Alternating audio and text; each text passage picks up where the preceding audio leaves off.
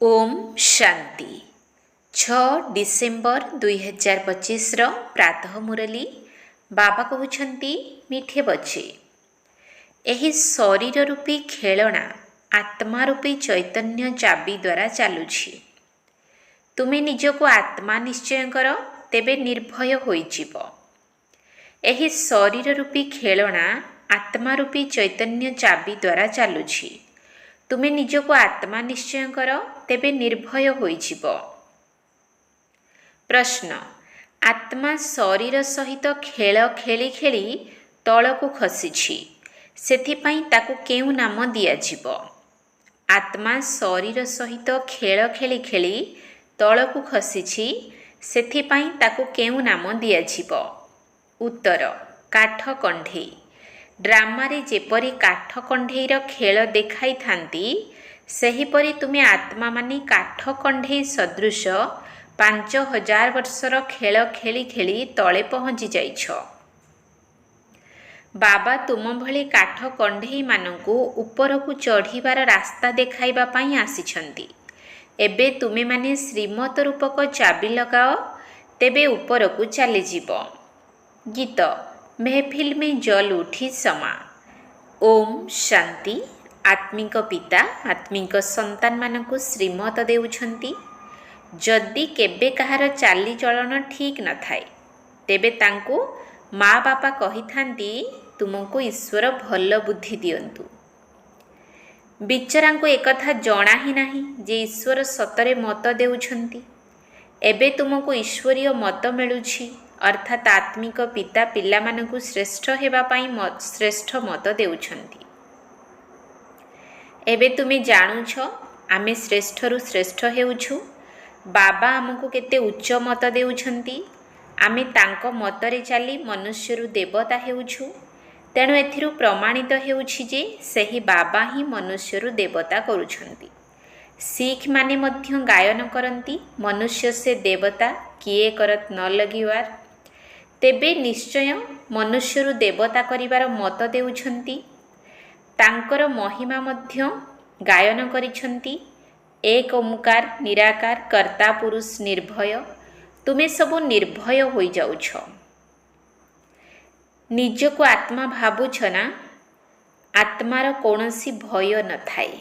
बाबा कहउछंती निर्भय हुओ। भय पुणी कौन पाई करिवो? तुमर कोनोसी भय नाही। तुमे निज घरे बसी मध्य बाबांकर श्रीमत पाई चालीछ। वास्तवरे काहार श्रीमत किए देउछंती ए कथा तो गीतारे नाही। एबे तुमे बुझुछ। बाबा कहउछंती तुमे पतित होई जाइछ। एबे पावन हेबा पाई एकमात्र मते मने पकाओ। पुरुषोत्तम हेबार मेला एही संगम जुगरे ही हेउछि। बहुत आसी श्रीमत नेउछंती। एहाको ईश्वरंक सहित पिला मानकर मेला बोली कुहा जाउछि। ईश्वर मध्य हेउछंती निराकार। आत्मा माने मध्य निराकार। मु आत्मा एही अभ्यास को पक्का करिबाकु हेबो। जेपरी खेलनारे चाबी देले ताहा नृत्य करिथाए, सेहीपरि आत्मा मध्य एही शरीर रूपी खेलनार चाबी अटे। एथिरे आत्मा नथिले किछि करि पारिबो नाही। तुमे हेउछ चैतन्य खेलना। खेलनारे चाबी न दिया गले से कौनसी कामर नुहे, स्थिर होइजिब। आत्मा मध्य चैतन्य चाबी अटे एवं यह अविनाशी अमर चाबी अटे। बाबा बुझाउछंती मु आत्मा को ही देखुछि, आत्मा शुणुछि। एही अभ्यास पक्का करिबाकु हेबो। एही चाबी बिना शरीर कार्य करि पारिबो नाही। एही सृष्टि को मध्य अविनाशी चाबी मिलिछि। एहार चाबी 5000 वर्ष पर्यंत चालुछि। चैतन्य चाबी होइथिबा कारणरु चक्र घूरी चली थाए। एहा हेउछि चैतन्य खेलना। बाबा मध्य हेउछंती चैतन्य आत्मा।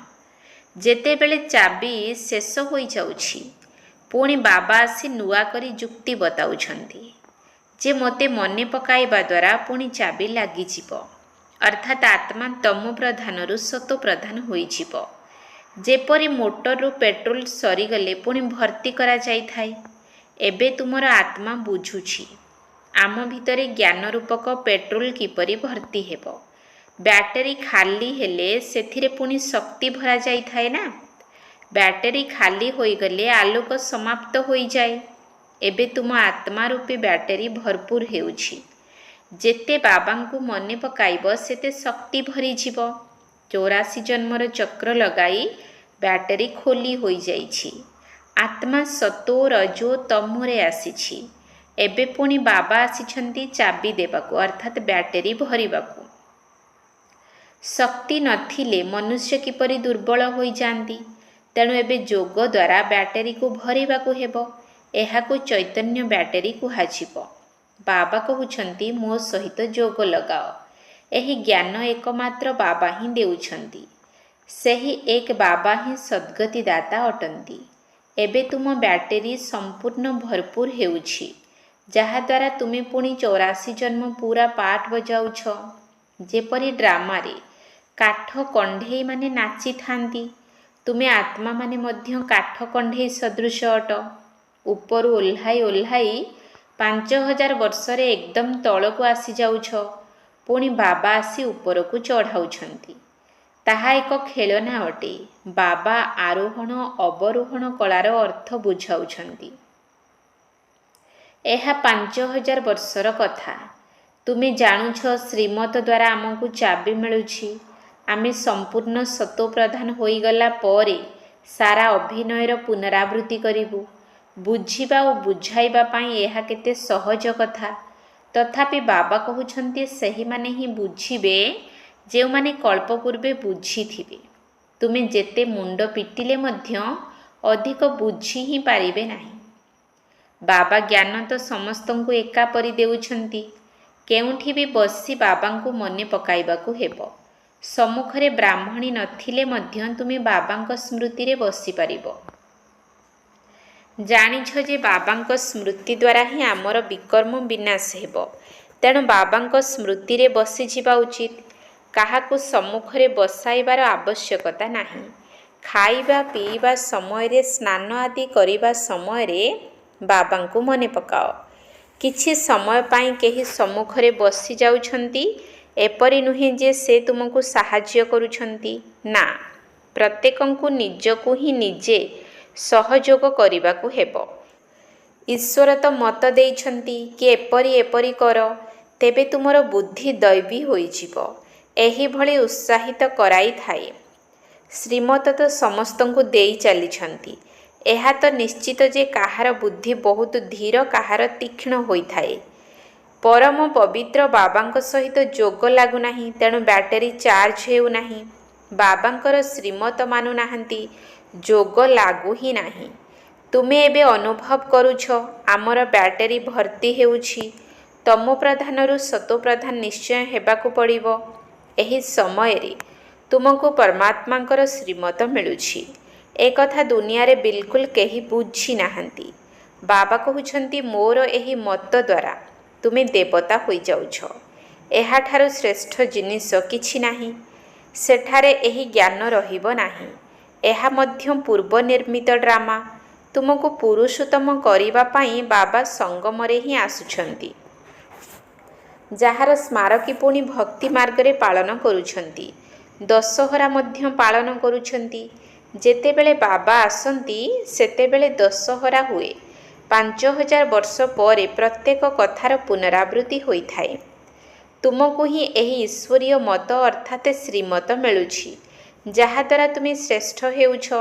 ତୁମର ଆତ୍ମା ସତୋପ୍ରଧାନ ଥିଲା, ତଳକୁ ଓହ୍ଲାଇ ଓହ୍ଲାଇ ତମୋପ୍ରଧାନ ଭ୍ରଷ୍ଟ ହୋଇଯାଇଛି।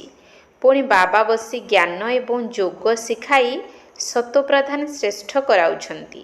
କହୁଛନ୍ତି ତୁମେ ସିଡ଼ିର ତଳକୁ କିପରି ଓହ୍ଲାଉଛ। ଡ୍ରାମାର ଚକ୍ର ଗଡ଼ି ଚାଲିଛି। ଏହି ଡ୍ରାମାର ଆଦି ମଧ୍ୟ ଅନ୍ତକୁ କେହି ହେଲେ ଜାଣିନାହାନ୍ତି। ବର୍ତ୍ତମାନ ବାବା ବୁଝାଉଛନ୍ତି, ତେଣୁ ତୁମ ସ୍ମୃତିରେ ଆସୁଛି ନା। ପ୍ରତ୍ୟେକଙ୍କର ଜନ୍ମ କାହାଣୀ ତ ଶୁଣାଇ ପାରିବେ ନାହିଁ। କେଉଁଠି ଲେଖା ହୋଇନାହିଁ ଯେ ପଢ଼ିକରି ଶୁଣାଯିବ। ଏକଥା ବାବା ବସି ବୁଝାଉଛନ୍ତି। ଏବେ ତୁମେ ବ୍ରାହ୍ମଣ ହୋଇଛ, ପୁଣି ଦେବତା ହେବ। ବାବା ବୁଝାଉଛନ୍ତି ବ୍ରାହ୍ମଣ, ଦେବତା, କ୍ଷତ୍ରିୟ ତିନୋଟି ଧର୍ମ ମୁଁ ସ୍ଥାପନ କରୁଛି। ଏବେ ତୁମ ବୁଦ୍ଧିରେ ଅଛି। ଆମେ ବାବାଙ୍କ ଦ୍ୱାରା ବ୍ରାହ୍ମଣ ବଂଶୀ ହେଉଛୁ, ପୁଣି ସୂର୍ଯ୍ୟବଂଶୀ ଚନ୍ଦ୍ରବଂଶୀ ହେବୁ। ଯେଉଁମାନେ ଫେଲ୍ ହେଉଛନ୍ତି ସେମାନେ ଚନ୍ଦ୍ରବଂଶୀ ହୋଇଯାଉଛନ୍ତି। ତେବେ କେଉଁଥିରେ ଫେଲ୍ ହେଉଛନ୍ତି? ଯୋଗରେ।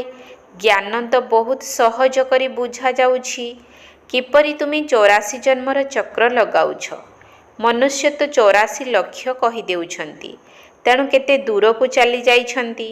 ଏବେ ତୁମକୁ ଈଶ୍ୱରୀୟ ମତ ମିଳୁଛି। ଈଶ୍ୱର ତ ଥରେ ମାତ୍ର ଆସୁଛନ୍ତି, ତେଣୁ ତାଙ୍କର ମତ ମଧ୍ୟ ଥରେ ମାତ୍ର ମିଳିବ। ଆରମ୍ଭରୁ କେବଳ ଏକମାତ୍ର ଦେବୀ ଦେବତା ଧର୍ମ ହିଁ ଥିଲା। ନିଶ୍ଚୟ ସେମାନଙ୍କୁ ଈଶ୍ୱରୀୟ ମତ ମିଳିଥିଲା। ତା ପୂର୍ବରୁ ଥିଲା ସଙ୍ଗମ ଯୁଗ। ବାବା ଆସି ଦୁନିଆକୁ ବଦଳାଉଛନ୍ତି। ତୁମେ ଏବେ ବଦଳୁଛ। ବର୍ତ୍ତମାନ ତୁମକୁ ବାବା ପରିବର୍ତ୍ତନ କରୁଛନ୍ତି। ତୁମେ କହିବ କଳ୍ପକଳ୍ପ ଆମେ ପରିବର୍ତ୍ତନ ହୋଇ ଆସିଛୁ, ପରିବର୍ତ୍ତନ ହୋଇ ଚାଲିବୁ ମଧ୍ୟ। ଏହା ଚୈତନ୍ୟ ବ୍ୟାଟେରୀ ଅଟେ ନା? ତାହା ହେଲା ଜଡ଼ ବ୍ୟାଟେରୀ। ପିଲାମାନେ ଜାଣିଛନ୍ତି ଯେ 5000 ବର୍ଷ ପରେ ବାବା ଆସିଛନ୍ତି। ଶ୍ରେଷ୍ଠରୁ ଶ୍ରେଷ୍ଠ ମତ ମଧ୍ୟ ଦେଉଛନ୍ତି। ସର୍ବୋଚ୍ଚ ଭଗବାନଙ୍କର ଶ୍ରେଷ୍ଠ ମତ ମିଳୁଛି, ଯାହାଦ୍ୱାରା ତୁମେ ଉଚ୍ଚ ପଦ ପାଉଛ। ତୁମ ପାଖକୁ କେହି ଆସିଲେ ତାଙ୍କୁ କୁହ, ତୁମେ ଈଶ୍ୱରଙ୍କର ସନ୍ତାନ ଅଟ ନା? ଈଶ୍ୱର ହେଉଛନ୍ତି ଶିବ ବାବା। ଶିବ ଜୟନ୍ତୀ ମଧ୍ୟ ପାଳନ କରୁଛନ୍ତି ନା? ସେ ହେଉଛନ୍ତି ସଦ୍ଗତିଦାତା। ତାଙ୍କର ତ ନିଜର ଶରୀର ନାହିଁ। ତେବେ କାହା ଦ୍ୱାରା ମତ ଦେଉଛନ୍ତି? ତୁମେ ମଧ୍ୟ ଆତ୍ମା। ଏହି ଶରୀର ଦ୍ୱାରା କଥାବାର୍ତ୍ତା କରୁଛ ନା? ଶରୀର ବିନା ତ ଆତ୍ମା କିଛି କରିପାରିବ ନାହିଁ। ନିରାକାର ବାବା ମଧ୍ୟ ଆସିବେ କିପରି? ଗାୟନ ମଧ୍ୟ ରହିଛି, ରଥରେ ଆସନ୍ତି। ତେବେ କିଏ କ'ଣ ଆଉ କିଏ ଆଉ କ'ଣ ସବୁ ଲେଖିଦେଇଛନ୍ତି। ତ୍ରିମୂର୍ତ୍ତି ବ୍ରହ୍ମା ବିଷ୍ଣୁ ଶଙ୍କରଙ୍କୁ ସୂକ୍ଷ୍ମବତନ ନିବାସୀ ଦେଖାଉଛନ୍ତି। ବାବା ବୁଝାଉଛନ୍ତି ଏସବୁ ହେଉଛି ସାକ୍ଷାତକାରର କଥା। ବାକି ସାରା ରଚନା ତ ଏହିଠାରେ ହିଁ ହେଉଛି ନା? ତେଣୁ ରଚୟିତା ବାବାଙ୍କୁ ମଧ୍ୟ ଏଠାକୁ ଆସିବାକୁ ପଡ଼ୁଛି। ପତିତ ଦୁନିଆରେ ହିଁ ଆସି ପବିତ୍ର କରିବାକୁ ହେବ। ଏଠାରେ ପିଲାମାନଙ୍କୁ ସିଧାସଳଖ ପବିତ୍ର କରାଉଛନ୍ତି। ବୁଝୁଛନ୍ତି, କିନ୍ତୁ ଜ୍ଞାନ ବୁଦ୍ଧିରେ ରହୁନାହିଁ। କାହାକୁ ବୁଝାଇ ପାରିବେ ନାହିଁ। ଶ୍ରୀମତକୁ ଗ୍ରହଣ କରୁନାହାନ୍ତି। ତେଣୁ ଶ୍ରେଷ୍ଠରୁ ଶ୍ରେଷ୍ଠ ହୋଇପାରିବେ ନାହିଁ। ଯିଏ କିଛି ବୁଝୁ ହିଁ ନାହାନ୍ତି, ସେ କି ପଦ ପାଇବେ? ଯେତେ ସେବା କରିବ ସେତେ ଉଚ୍ଚ ପଦ ପାଇବ। ବାବା କହୁଛନ୍ତି ଶରୀର ସହିତ ସର୍ବସ୍ୱ ସେବାରେ ଲଗାଇ ଦେବାକୁ ହେବ। ସବୁ ପ୍ରକାରର ସେବା କରିବାକୁ ହେବ। ବାବାଙ୍କ ସେବାରେ ଆମେ ସର୍ବସ୍ୱ ଦେବାକୁ ମଧ୍ୟ ପ୍ରସ୍ତୁତ ଅଛୁ। ବହୁତ ମାତା କନ୍ୟା ଅଛନ୍ତି ଯେଉଁମାନେ କି ସେବା କରିବା ପାଇଁ ବିକଳ ହେଉଛନ୍ତି। ବାବା ଆମକୁ ମୁକ୍ତ କର, ଯାହାଦ୍ୱାରା କି ଆମେ ସେବାରେ ଲାଗିଯିବୁ, ଯେଉଁଥିରେ ବହୁତଙ୍କର କଲ୍ୟାଣ ହେବ। ସାରା ଦୁନିଆ ତ ଶାରୀରିକ ସେବା କରୁଛି। ତା ଦ୍ୱାରା ତ ସିଡ଼ି ତଳକୁ ଖସି ଆସିଛନ୍ତି। ଏବେ ଏହି ଆତ୍ମିକ ସେବା ଦ୍ୱାରା ଆରୋହଣ କଳା ହେଉଛି। ପ୍ରତ୍ୟେକ ବୁଝିପାରୁଥିବେ, ଅମୁକ ମୋ ଠାରୁ ଅଧିକ ସେବା କରୁଛି। ଭଲ ସେବାଯୋଗ୍ୟ କନ୍ୟା ହୋଇଥିଲେ ସେଣ୍ଟର ମଧ୍ୟ ସମ୍ଭାଳି ପାରିବେ। ଶ୍ରେଣୀରେ କ୍ରମ ଅନୁସାରେ ମଧ୍ୟ ବସନ୍ତି ନା? ଏଠାରେ ତ କ୍ରମ ଅନୁସାରେ ବସାଯାଉ ନାହିଁ, କାରଣ ଦୁଃଖୀ ହୋଇଯିବେ। ବୁଝି ତ ପାରୁଛନ୍ତି ନା? ସେବା ନ କଲେ ନିଶ୍ଚୟ ପଦ ମଧ୍ୟ କମ୍ ହୋଇଯିବ। କ୍ରମ ଅନୁସାରେ ବହୁତ ପଦ ରହିଛି ନା? କିନ୍ତୁ ତାହା ହେଲା ସୁଖଧାମ, ଏହା ହେଉଛି ଦୁଃଖଧାମ। ସେଠାରେ କୌଣସି ରୋଗ ଆଦି ହେବ ନାହିଁ। ବୁଦ୍ଧିରେ ବିଚାର କରିବାକୁ ପଡ଼ିବ, ବୁଝିବା ଦରକାର। ମୁଁ ତ ବହୁତ କମ୍ ପଦ ପାଇବି, କାହିଁକି ନା ସେବା ତ କରୁନାହିଁ। ସେବା ଦ୍ୱାରା ହିଁ ପଦ ମିଳିପାରିବ। ନିଜର ଯାଞ୍ଚ କରିବାକୁ ହେବ। ପ୍ରତ୍ୟେକ ନିଜର ଅବସ୍ଥାକୁ ଜାଣିଛନ୍ତି। ମମ୍ମା ବାବା ମଧ୍ୟ ସେବା କରି ଆସିଛନ୍ତି। ବହୁତ ଭଲ ଭଲ ସନ୍ତାନ ମଧ୍ୟ ଅଛନ୍ତି, ଯଦିଓ ଚାକିରି ବି କରିଛନ୍ତି। ସେମାନଙ୍କୁ କୁହାଯାଉଛି ଅଧା ଦରମାରେ ମଧ୍ୟ ଛୁଟି ନେଇ ସେବା କର। ଆପତ୍ତି ନାହିଁ। ଯିଏ ବାବାଙ୍କ ହୃଦୟରେ ଅଛନ୍ତି ସେମାନେ ତାଉସି ତଖତ ଅର୍ଥାତ୍ ରାଜ୍ୟ ସିଂହାସନ ଉପରେ ପୁରୁଷାର୍ଥର କ୍ରମ ଅନୁସାରେ ବସିଥାନ୍ତି। ସେହିପରି ବିଜୟମାଳାରେ ମଧ୍ୟ ଆସିଯାଇଥାନ୍ତି। ସମର୍ପଣ ବି ହେଉଛନ୍ତି। ସେବା ମଧ୍ୟ କରୁଛନ୍ତି।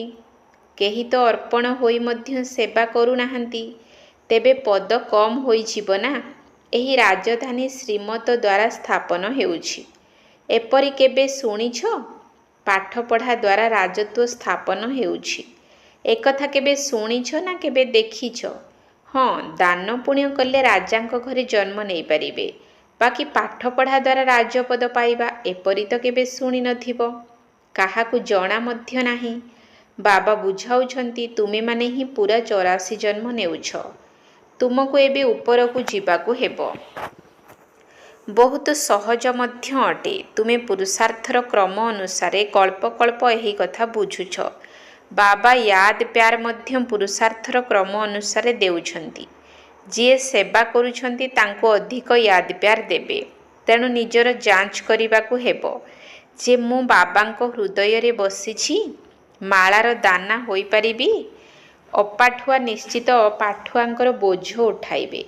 ବାବା ତ ବୁଝାଉଛନ୍ତି, କିନ୍ତୁ ପିଲାମାନେ ପୁରୁଷାର୍ଥ କଲେ ହେଲା।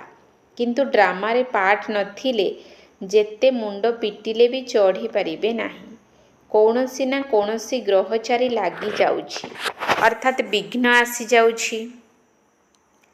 ଦେହ ଅଭିମାନରୁ ପୁଣି ଅନ୍ୟ ବିକାର ଆସିଥାଏ। ଦେହ ଅଭିମାନ ହେଉଛି ମୁଖ୍ୟ ଏବଂ କଡ଼ା ବେମାରୀ। ସତ୍ୟଯୁଗରେ ଦେହ ଅଭିମାନର ନାମ ହିଁ ରହିବ ନାହିଁ। ସେଠାରେ ତ ତୁମେ ପ୍ରାରବ୍ଧ ଭୋଗ କରିବ। ଏକଥା ବାବା ଏହିଠାରେ ହିଁ ବୁଝାଉଛନ୍ତି।